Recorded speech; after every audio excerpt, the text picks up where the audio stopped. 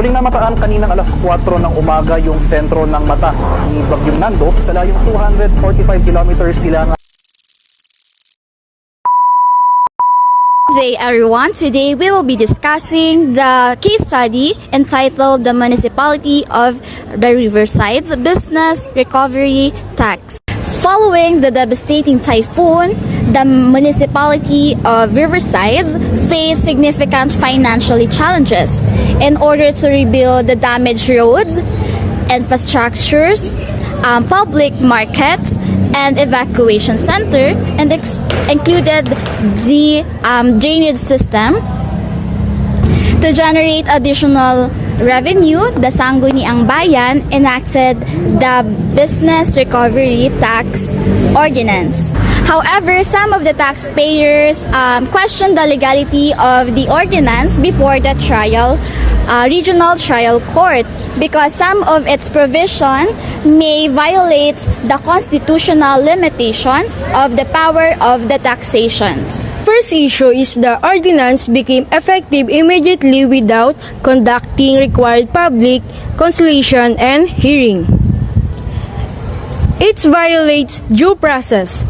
The public must be heard through consultation and hearing before any tax ordinance as enforced.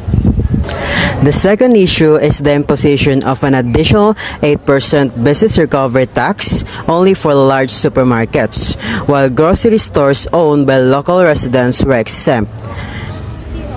This may violate the Equal Protection Clause and the uniformity of taxation because businesses that are similarly situated should be treated equally unless they have the valid basis for the classification.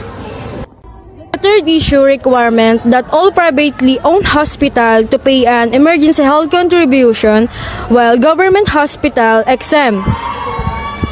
And this may also violate the Equal Protection Clause because only privately owned hospital were required to pay the contribution while government hospital were excluded. The fourth issue authorized the municipal mayor to increase the local tax rates whenever